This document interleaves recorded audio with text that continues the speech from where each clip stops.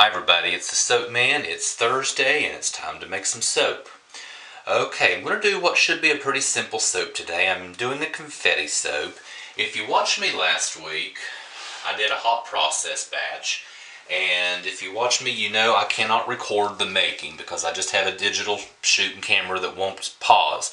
I recorded the cutting only. Here it is. Not my best soap, not my best looking by any means, but the brown here was ugly soap I couldn't get rid of, so I did hot process, experimented a couple of times, and did a couple of experiments that I hadn't done before. Bottom line is the soap didn't go to waste, but in the cutting video, if you watched, in the center of the log I had several pockets with a lot of air, and I just not going to give them away, so I knew I was going to shave it down with a cheese grater and make confetti soap. So what the goal is today, I'm not using my standard mold, I'm using my 10-inch mold, which gives a wider bar, but it's not 12-inch like my other. So what I'm going to do is get a light emulsification. In the base soap, I put the embeds in, have a super thick trace to put the embeds in to support them, and then on the top put another color. So in the base soap, where the embeds will go, I'm using yellow, and the top is going to have a violet. I'm going to try to use enough that it will be it'll be more purple. The scent oil I'm experimenting too. I've never used it before. This is one from Brambleberry, pomegranate and blackcurrant. It got excellent reviews. Excellent as far as the way it smells, the way it stays in cold process, and the way it performs. No discoloration, no acceleration. That's going to be in the base yellow soap, and then in the top purple soap, this is an old favorite standby electric lemonade cocktail. It also behaves well, smells great, sticks great in cold process. It does discolor, so I don't use it in my lighter colors. So hopefully the dark purple, it shouldn't matter. So let's go ahead and get started. Get you into the picture here. I'm going to mix these together, get a light emulsification on the top. Let's see, how much am I putting on the top? I'm going to separate out 14.5 ounces for the top, so bear with me for a minute while I make a little noise. Lye water is cloudy because it has a tussa silk mixed into it. So here we go.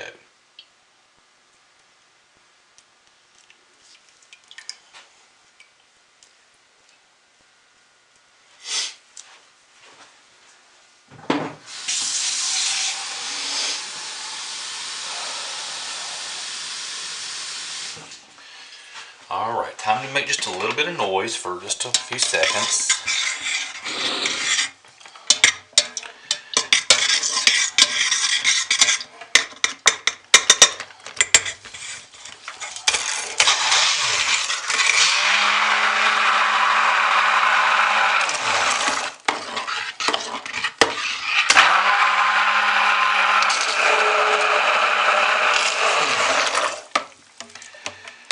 I'm not sure if you saw the splattering, but that's why we wear gloves, and that's especially why we cover our eyes.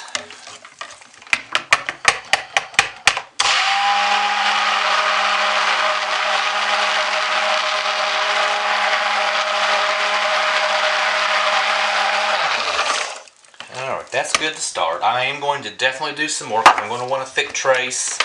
I'm not worried about keeping it thin, but this is good to get started. So I'm going to measure out 14.5 ounces for the top.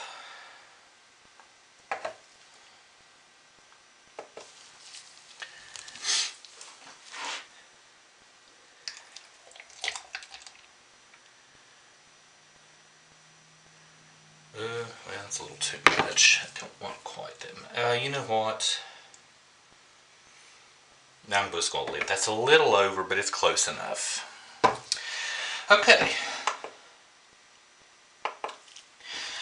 my normal recipe, whatever one I use, different combination of oil, calls for 40 ounces of oil because that usually fills my mold, and I have a little bit left over to put into my muffin mold. This also has 40, but I'm adding these embeds, so it's going to have quite a good bit extra. So that's why I'm actually using this shorter mold. It's going to make a wider soap, but I'm not going to have as many cuts, but I'm going to have quite a bit left over to put in my muffin mold. Also, If you watch me on a regular basis, you know that I normally pre-mix my colorants in oil. They dissolve better, there's less stick blending, and I can control it better. I'm not doing it this time, I'm just putting it directly in here because I'm going to do a lot of stick blending. So I'm not really worried about it. So I'm just going to go ahead and put that right into the soap. Put just a little extra in there because I want this a nice bright yellow. Alright, bear with me. I'm going to get this stick blending and make some noise for a little while and get this nice and thick. I'm going to get that center, that right up under the head as best as I can. And here we go.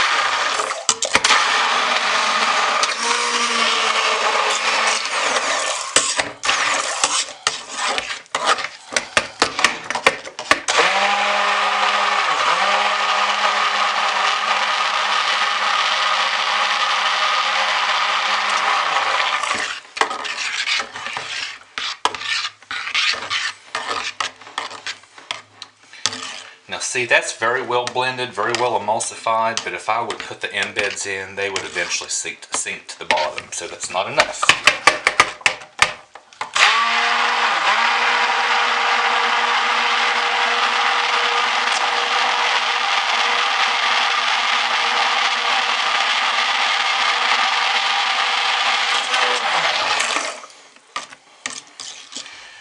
See, all that stick blending and it's still not.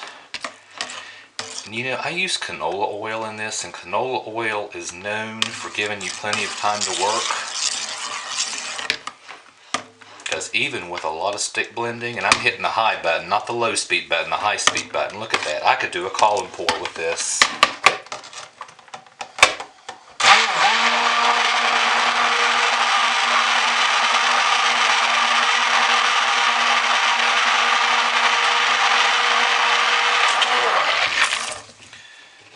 Staying thin. It's thickening, but it's got to get thicker than this. So what I'm going to go ahead and do, it's normally a no-no, even with a well-behaving scent oil. You just generally don't want to stick blend with the scent oil in, because even a well-behaving one can speed up acceleration. But I'm wanting a really thick trace. I'm going to hit it one more time and then put the scent oil in and hit it again.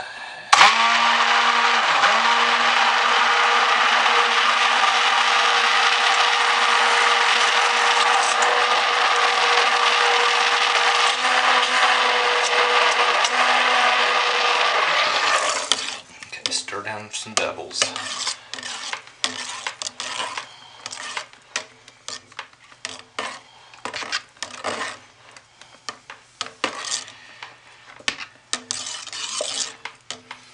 Can you believe all that stick blending with the high button? Look how thin that is. Just look how thin that is. And I have quite a few hard oils in this, including I have coconut oil, palm oil, shea butter, and mango butter. So yeah. Anyway, I'm going to go ahead and put this in too. That's the scent oil. See what it does, and we'll stir it for just a little while.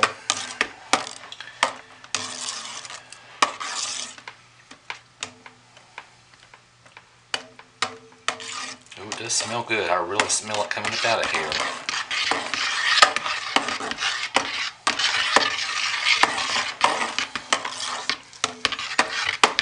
Stir it in well, hit it again.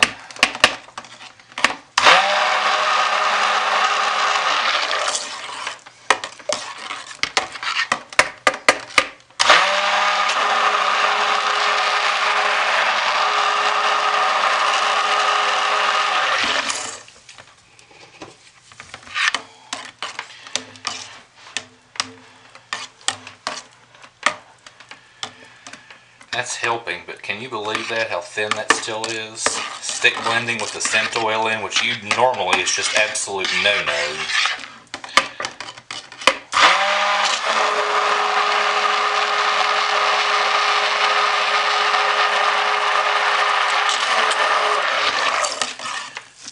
I'm getting a little nervous. I think I'm going to go ahead and stir these in and hope for the best.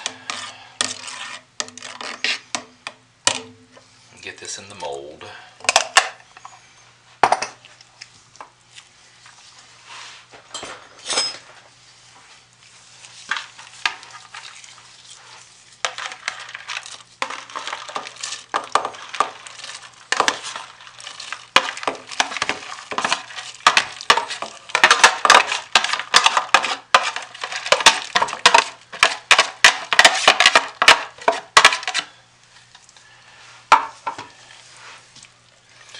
This really should be thicker. It should definitely be thicker with all the stick blending, but even for this recipe, don't know.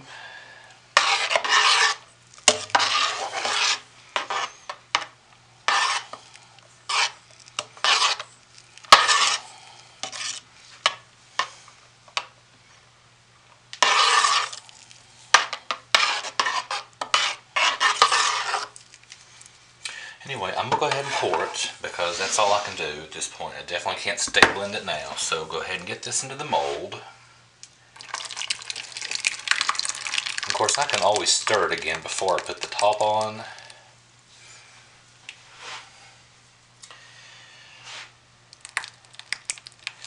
Alright, we'll set that aside and get the rest of this into the muffin mold, and then we'll work on the top. This has ended up being a little more complex than I was expecting. Tap that down some, get some of those air bubbles out of it.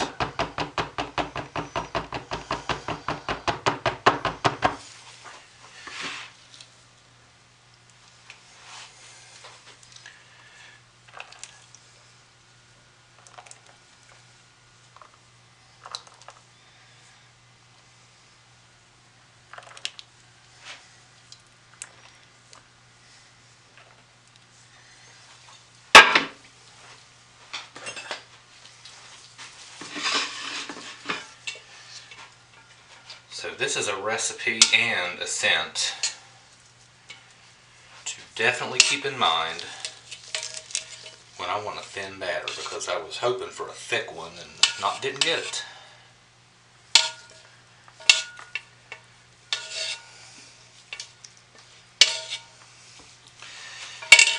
Okay, let's set this aside and let that hopefully start to thicken.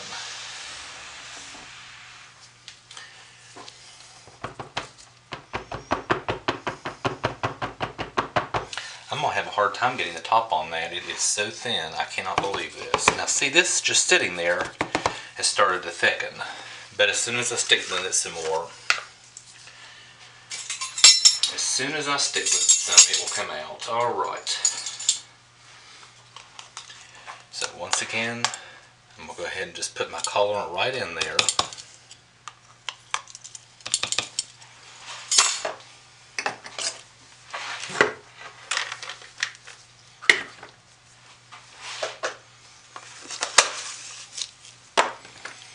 Put the stick blender right on top of it. Burp it, and here we go.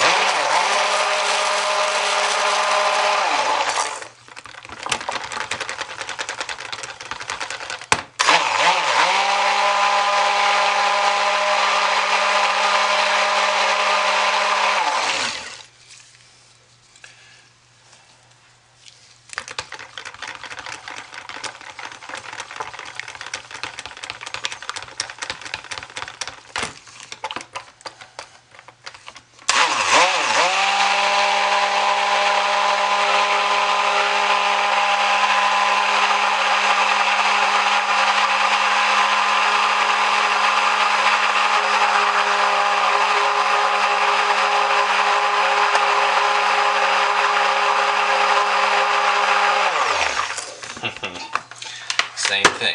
Can you believe that? This is a little bit thicker though.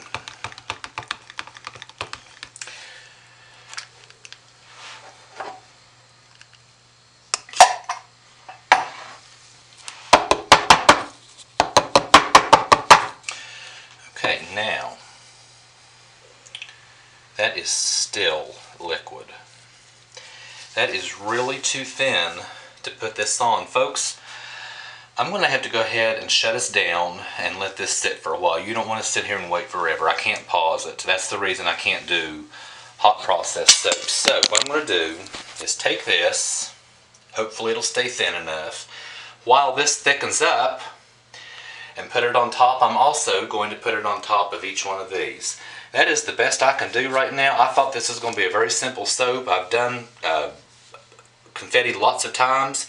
It usually is. This is a great recipe when you want a thin trace, apparently, and that's a great scent oil to use when you want a thin trace. I'll see you in the next day or two for the cutting. Thanks for watching.